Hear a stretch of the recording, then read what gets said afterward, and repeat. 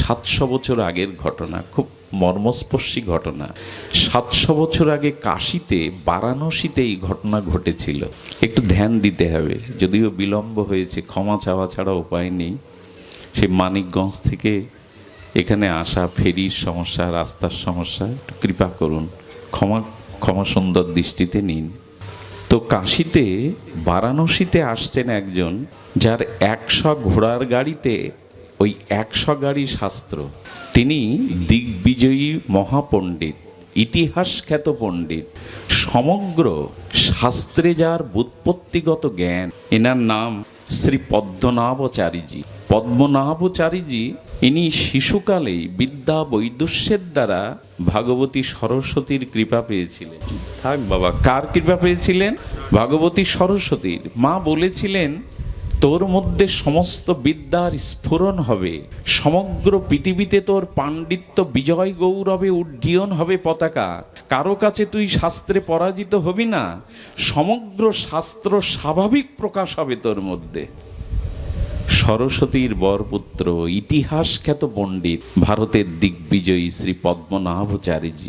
সমগ্র নিখিল শাস্ত্রে তার ব্যুৎপত্তিগত জ্ঞান, প্রজ্ঞা, পাণ্ডিত্য। উনি যেখানেই যান, যে ব্রাহ্মণ পণ্ডিতকে পরাস্ত করেন, পরাস্ত করার পরে তাদের শাস্ত্রগুলো ছিনিয়ে নিতে নিতে 100 গাড়ি শাস্ত্র হয়ে গেছে, ঘোড়ার গাড়ি। কয়শো? যাদের পরাজিত করেন তাদের শাস্ত্রগুলো নিয়ে নেন। কাশীর পালা। কাশী হলো বিদ্যানগরী, কাশী হলো মুক্তির নগরী। আজও ভারতবর্ষের যে সকল প্রাচীন তীর্থ আছে তাদের মধ্যে কাশী, গয়া অন্যতম। এই কাশী হলেন সমস্ত পণ্ডিতদের আর শাস্ত্রজ্ঞদের তীর্থস্থান। ভগবান শঙ্করের নাসিকা হলো কাশী। কি বললাম? নাসিকা।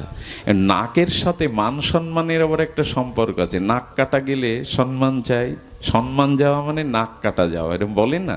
তো কাশীর পণ্ডিতরা তখন থরথর করে কাঁপছে। পদ্মনাভজি যদি কাশীতে আসেন তাহলে কাশীর সম্মান আর রক্ষা। কাশীর পণ্ডিতরা যদি পরাস্ত হয়ে বিজয় পতাকা লিখে দেয়, কাশীর সম্মান আর বারাণসীর সম্মান থাকবে না, শিবেরই সম্মান থাকবে না। শিবের জায়গা তো, ভগবান শঙ্করের জায়গা। সমস্ত পণ্ডিতগণ কাশী বিশ্বনাথের মন্দিরে ধন্না দিয়ে প্রার্থনা করতে শুরু করলেন, হে ভগবান শঙ্কর, আপনি সম্মান বাঁচান। কাশীর অস্তিত্ব, এখানে আপনার অস্তিত্ব জোড়া। সদাশিব, আশুতোষ ভগবান দৈববাণীর দ্বারা বললেন, পদ্মনাভচারীজিকে একটি জায়গায় নিয়ে যাও, সন্ত কবীরের কাছে। সন্ত কবীরের কাছে যদি ওকে শাস্ত্রোক্ত আলোচনা করতে দাও, তবে কেবল সন্ত কবীরই পারবে ওকে পরাভূত করতে। শিবের আশীর্বাদ হলো, ভগবান শঙ্করের আশীর্বাদ হলো। সন্ত কবীরের কথা শুনে কাশীর পণ্ডিতগণ বলছেন, জীবনে যে কলম ধরেনি, জীবনে যে একটি অক্ষর পড়েনি, ভগবান তার কাছে পাঠাচ্ছেন পদ্মনাভজিকে। সন্ত কবীরের কথা শুনেছেন, বিখ্যাত ভারতীয় এই মহান আচার্য। সন্ত কবীরের নাম শোনেননি, ভক্তি জগতে এরকম লোক বিরল। সন্ত কবীর তিনি যখন কাশীতে বাস করতেন, কখনো কলমও ধরেননি, এক কলমও লেখেননি, কিন্তু তার গ্রন্থাবলী এখন PhD করা হচ্ছে। ভারতীয় হাজার হাজার ত্যাগ বৈরাগ্য সম্পন্ন সাধুরা সন্ত কবীর ছিলেন সমস্ত সম্প্রদায়ের ভক্তির আচার্য ছিলেন। সন্ত কবীরকে বলা হলো, আপনাকে পদ্মনাভচারীজির সাথে শাস্ত্র আলোচনায় বসতে হবে। তিনি হেসে বললেন, যিনি কোনো শাস্ত্রই জানেন না, লেখাপড়াই জানেন না, তার কাছে তাকে আনবে কেন? বললেন, এটা ভগবান শঙ্করের নির্দেশ। তো যখনই শুনলেন ভগবান শঙ্কর নির্দেশ দিয়েছেন, তিনি আর আপত্তি, তবে বললেন, আমি কারো কাছে যাব না, আমার কাছে আসতে হবে। তোমাদের কাশীর সম্মান বাঁচানোর জন্য যদি ভগবান আদেশ দিয়ে থাকেন আমি বসতে রাজি আছি, তবে তাকে আসতে হবে। সমস্ত পণ্ডিতগণ গিয়ে বলছেন পদ্মনাভচারীজিকে, আমাদের কাশীর সন্ত সমাজ থেকে নির্ধারণ করা হয়েছে সন্ত কবীরকে, আপনি কৃপা করে তার কাছে চলুন। তিনি যদি পরাজিত হন, আমরা বিজয় গৌরব কথা, বিজয় গৌরব পত্র লিখে দেব আপনাকে। রাজি হলেন। পদ্মনাভচারীজি এলেন, সন্ত কবির সর্বদা রাম নামে বিভোর থাকেন, ভক্তিতে বিভোর থাকেন। ভক্তিই তার সার, নামই তার সার, অন্য কিছু সে জানে না। ভগবানের নামে নিমগ্ন রয়েছে দিন ও রাত্রি, নিত্য নিরন্তর। সুধীগণ, পদ্মনাভাচারীজি এলেন, কুশল বিনিময় হলো। পদ্মনাভাচারীজি প্রশ্ন করছেন, আপনি জিজ্ঞাসা করুন। খুব ধ্যান দিয়ে শুনতে হবে। সন্ত কবির তখন বলছেন, সন্ত কবিরের তিনি জানাচ্ছেন, আমার কোনো প্রশ্নই নেই, কারণ আমার জীবনে এ পর্যন্ত সমস্ত জিজ্ঞাসা প্রশ্নে উত্তর সমাধান হয়ে গেছে। বোঝা যায়? আমার জীবনের সমস্ত প্রশ্ন সমাধান হয়ে গেছে, তাই আমার জিজ্ঞাসার কিছু নেই। আপনি কিছু বলুন, কি শুনতে চান? বলেন, আপনার বিষয়ে আমি একটা প্রশ্ন করব আপনাকে। আপনার বিষয়ে কি প্রশ্ন করেছিলেন জানেন? আহা, ভগবানের আশীর্বাদ তো, ভক্তির মহিমা তো। এখানে ভক্ত বসেছে আর পণ্ডিত বসেছে। ভক্ত সন্ত কবির প্রশ্ন করছেন, আপনি শাস্ত্রের মর্মার্থ জেনে শাস্ত্র পড়েছেন, না শাস্ত্র পড়ে শাস্ত্রের মর্মার্থ জেনেছেন? পৃথিবীতে এরকম প্রশ্ন আমি শুনিনি। আবার বলি, হৃদয়ে নিন কথাটি।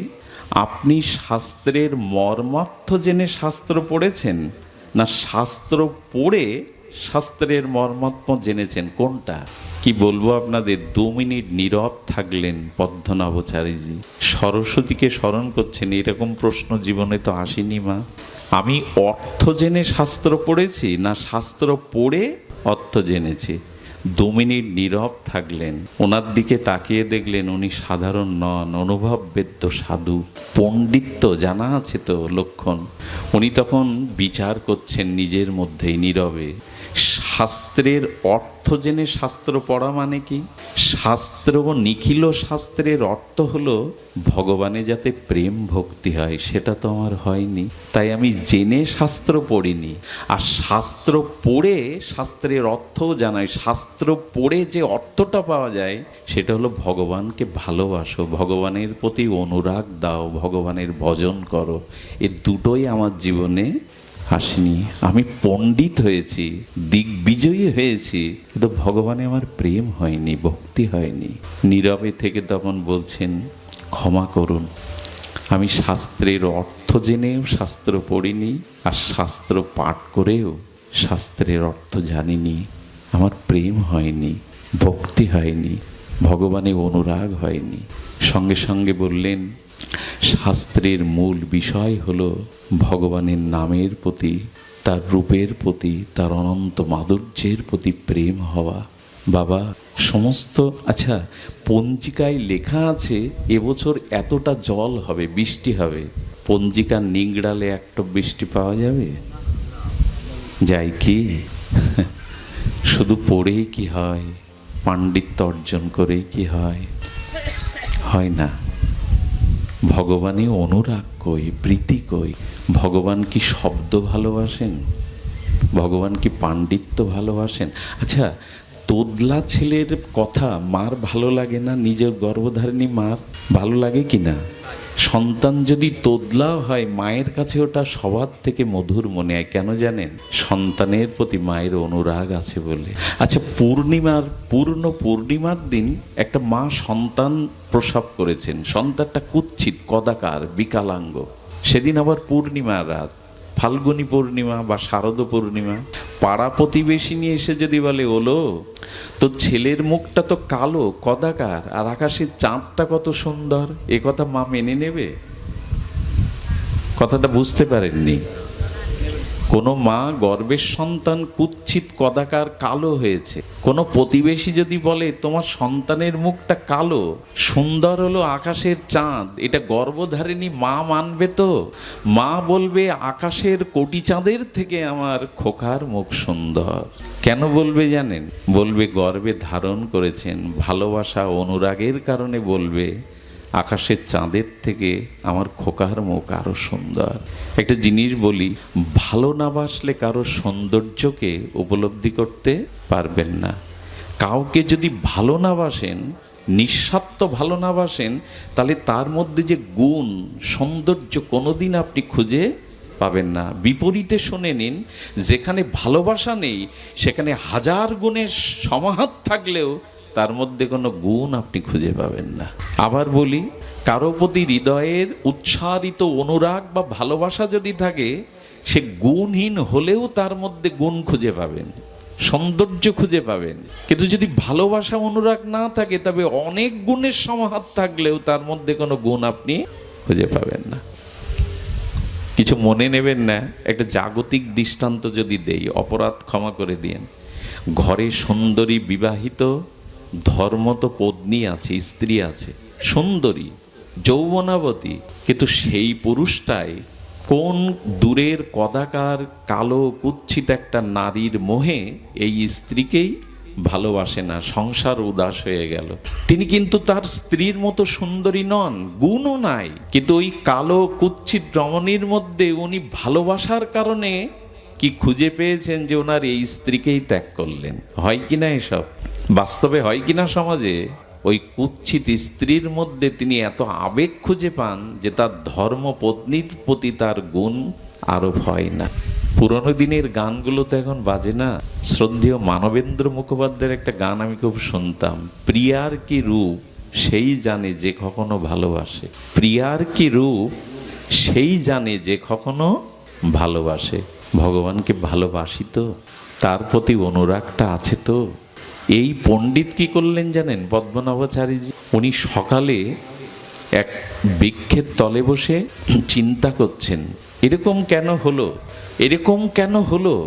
ভগবান শঙ্কর চিন্তা করলেন, এত শাস্ত্র জেনে এত দিগ্বিজয়ী পণ্ডিতের যদি ভক্তি না হয়, ভগবান প্রাপ্তি না হয়, তবে শাস্ত্রের অবমাননা হবে, ওকে একটু কৃপা করি। ভগবান শঙ্কর তো অল্পতে তুষ্ট হন। আশুতোষ কৃপা করার জন্য কি করেছে জানেন? একটু অদ্ভুত ঘটনা ঘটে গেল। যে বৃক্ষের তলায় বসে ও চিন্তা করছে আমি পরাজিত হলাম, আমার কিছু হলো না, ওই বৃক্ষ থেকে আওয়াজ আসছে।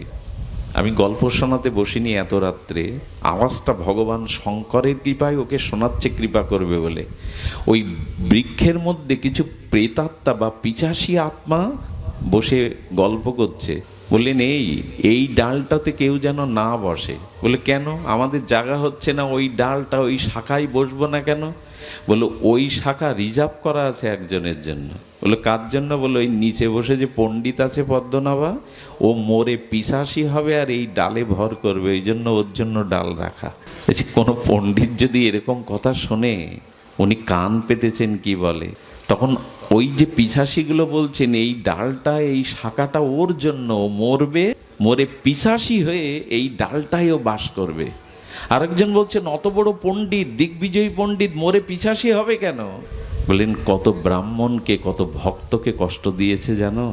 ও শাস্ত্রের তর্কের দ্বারা তাদের পরাস্ত করে তাদের কাছ থেকে শাস্ত্র ছিনিয়ে নিয়েছে। কত ভক্ত মনে ব্রাহ্মণ পণ্ডিতদের আঘাত করেছে। ওই অভিশাপেও পিশাচী হবে। সঙ্গে সঙ্গে উনি ওনার বিবেক এবং বিচারের কাছে বড় ভীত হলেন। তখন বলছেন আর একটা পিশাচী, ভগবান শঙ্করেরই কৃপা। বলে, ওর কৃপা কোনো উপায় নেই। বলে, একটাই পথ আছে, ও যদি ওর পাণ্ডিত্যকে জলাঞ্জলি দিয়ে সন্ত কবিরের চরণে শরণাগতি হয়, ভক্ত চরণে শরণাগতি হয়, তাহলে ভগবান ওকে কৃপা করবে। সন্ত কবিরের কাছে গেলেন, বললেন, শাস্ত্র রেখে এসে গঙ্গাতে স্নান করে এসো।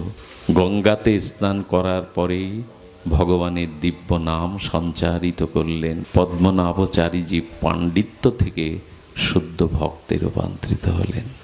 অনেক জানি, কিন্তু অনুরাগ নেই ভগবানের প্রতি। একটা কথা বলি, আপনি পৃথিবীর সমস্ত সুখ, জাগতিক সুখ একত্রিত করেন, দেহের সুখ, অর্থের সুখ, যৌবনের সুখ, রূপের সুখ, পৃথিবীর সমস্ত জাগতিক সুখ একত্রিত করেন, আর কোনো ভগবৎ প্রেমিক ভক্ত ভগবানের বিরহে কাতর হয়ে যখন কাঁদেন, ভগবানের বিরহে তার চোখের জল ঝরঝর ঝরে, ওই ভক্ত কৃষ্ণ বলে কাঁদার মধ্যে যে সুখ পায়, পৃথিবীর সমস্ত জাগতিক সুখ এক করেও সে সুখ কেউ পাবে না, সে সুখ কেউ পেতে পারে না। বোঝা যায় মা? পৃথিবীর সমস্ত সুখ এক দাঁড়িপাল্লায় রাখেন, আর ভগবানকে পাওয়ার জন্য ভক্ত যখন কাঁদে বিরহে, হে প্রভু তোমায় পেলাম না, এই বিরহে চোখের জল যখন ভক্ত ফেলে, তার হৃদয় যে আনন্দ হয়, সমস্ত জগতের আনন্দ এক করলেও সে আনন্দের সমান হয় না, এক হয় না। এই জন্য ভগবানকে ভালোবেসে দুঃখ পাওয়ার মধ্যেও যে আনন্দ আছে, বিষয়ী লোক ঐশ্বর্যের মধ্যেও থেকে সে সুখ পায় না। ভক্ত ভগবানকে ভালোবেসে দুঃখের মধ্যে যে সুখ পায়, জগতের সমস্ত ঐশ্বর্য দিয়েও বিষয়ী লোক সেই সুখ পায় না। এখানে যেজন মান্যগণ এবং সমাজের উচ্চবিত্তগণ এই ধুলায় বসেছেন, অন্য কোনো কারণে আপনারা এখানে বসতেন না। ভগবানকে ভালোবাসেন, তার নাম রূপ গুণকে ভালোবাসেন, তাই কত বিজ্ঞজন শ্রেষ্ঠজন হলেও এই ধুলাতে বসেছেন। ভগবানকে ভালোবাসলে ধুলাতে বসেও আনন্দ হয়, গড়াগড়ি দিয়েও আনন্দ হয়। সংসারের কোনো কাজে এখানে কোনো বিজ্ঞজনকে বসতে বললে বসবে? এখানে বসবে না। ভগবানকে ভালোবেসে দেখো, দুঃখটাও সুখ হয়ে যাবে। সুখ তো সুখই, দুঃখটাও সুখ হয়ে যাবে। এই জন্য ভক্তির এত মহিমা। জগন্নাথের রথাগ্রে মহাপ্রভুর প্রেম নৃত্য দেখে জগন্নাথ বিস্মিত হচ্ছেন, জগন্নাথ আনন্দিত হচ্ছেন। কারণ কি জানেন? মহাপ্রভু নৃত্যতে জগন্নাথ বিস্মিত হচ্ছেন কেন জানেন? কথাটা খুব গাঢ় কথা, একটু ভেতরে যেতে হবে। ভেতরের কথা হলো এই, আমাদের ভাগবত জগতে, ভক্তি বা প্রেমের জগতে দুটি তত্ত্ব আছে, বিরহ আর মিলন। কি বললাম? বিরহ আর মিলন। এই দুটি সাধু শব্দে বলা হয়েছে বিপ্রলম্ভ রস আর সম্ভোগ রস। সম্ভোগ মানে মিলন, আর বিপ্রলম্ভ মানে বিরহ। ভাগবত রসাচার্যগণ, প্রেমাচার্যগণ বলছেন মিলনের থেকে কোটি গুণ আনন্দ হলো বিরহে। কি বললাম? মিলনের থেকে কোটি গুণ আনন্দ হলো বিরহে। জগতের নিয়ে ওই বাচ্চাদের থামাও না, ওখানে কারা? বিরহের মধ্যে যে আনন্দ আছে একটু ধ্যান দিন। মিলনে সে আনন্দ নাই, কারণ মিলনে প্রিয় শুধু সম্মুখে থাকে। মিলনে প্রিয় কোথায় থাকে? নয়নে সম্মুখে থাকে। আর বিরহে ত্রিভুবনময় প্রিয়জন থাকে। আচ্ছা, বিশ্ববিদ্যালয় থেকে ঈদের ছুটিতে কোনো মায়ের সন্তান বাড়ি এসেছে। যখন সন্তান বাড়ি এসেছে, তখন মা তাকে মনের মতো করে যে খাদ্য খেতে ভালোবাসে, যা যা সেবা করলে ওর সুখ পায় তাই করছে। এখন বাড়ি এসেছে, 2-4 দিন কাটিয়ে, ঈদের ছুটি বা পূজার ছুটি কাটিয়ে যখন যেদিন বিশ্ববিদ্যালয়ে ফিরে গেল, সেদিন মা অন্নটা মুখে দিতে গিয়েই থেমে গেছে। ছেলেটা খেয়েছে তো? বাড়ি থাকতে কিন্তু এই চিন্তা, কাছে থাকতে ছিল না। রাত্রে ঘুমাতে গিয়ে মনে করছে ছেলেটা রাত জেগে পড়ে, ওর শরীর খারাপ হয়নি তো? বিরহে প্রিয় বস্তু ত্রিভুবনময় উপলব্ধি হয়, মিলনে তো শুধু সামনে উপলব্ধি হয়। এ কথা বোঝানো যাবে না। বুঝিবে রসিক জনে, না বুঝিবে আন। চোখের জলের মধ্যে আনন্দ আছে, বিরহের মধ্যে আনন্দ আছে। এটাই এই জগতের ভাব নয়, এটা অন্তর্জগতের ভজন রাজ্যের ভাব। দেখুন, চোখের জল 2 প্রকারের। এক হলো বউ, ছেলে মেয়ে, টাকা পয়সা, রোগ শোকের জন্য যখন মানুষ শোকে কাঁদে, ওই কান্না তাকে দুর্বল করে দেয়, শরীর অসুস্থ করে দেয়, তার জীবনের চলার পথ রুদ্ধ হয়ে যায়, স্থূল হয়ে যায়। কিন্তু ভগবানের জন্য যখন ভক্ত কাঁদে, তার অনন্ত জন্মের বোঝা হালকা হয়ে যায়, হৃদয় বড় স্বস্তি পায়। এই জন্য বিষয়ীর কান্না আর ভক্ত প্রেমিকের ভগবানের জন্য কান্না, দুটোই নোনা জল, দুটোই চোখের জল, কিন্তু এক নয়। যেমন অন্যান্য নদীর জল আর গঙ্গা জল দুটোই নদী, দুটোই জলের তত্ত্ব এক। কি গঙ্গা জলের তত্ত্ব আর অন্যান্য নদীর জলকে একরকম মনে করেন কি? গঙ্গা জল সমার বাড়িতে বোতলে ভরে রাখবেন, দূষিত হবে না। অন্য জল রাখলে পোকা হয়ে যাবে। আজও এটা হয়। অবশ্যই বৈজ্ঞানিক ব্যাখ্যা আছে। গঙ্গা কোথা থেকে আসছে? গোমুখ থেকে। গঙ্গা যে হিমালয়ের গোমুখ থেকে শত উৎসারিত হচ্ছে না, ওই গোমুখে হিমালয়ে অনেক ঋষিরা বসে তপস্যা করছে, ওদের তপস্যার তপতেজ, ওদের তপস্যার অনুভূতিগুলো ওই গঙ্গা জলের মধ্যে ধেয়ে আসছে। এবং হিমালয়ে অনেক ঔষধি গাছ আছে, ওই ঔষধি গাছের স্রোত গঙ্গা থেকে আসছে। আর গঙ্গা তো সাক্ষাৎ গোবিন্দের চরণামৃত। গঙ্গা জল অন্য নদীর জল যেমন এক নয়, দুটোই চোখের জল, ভগবানের জন্য বিরহের চোখের জল আর সংসারের জন্য চোখের জল এক হতে একবার ভগবানের জন্য কেঁদে দেখুন, তবে কান্নাটা আসে না আমাদের।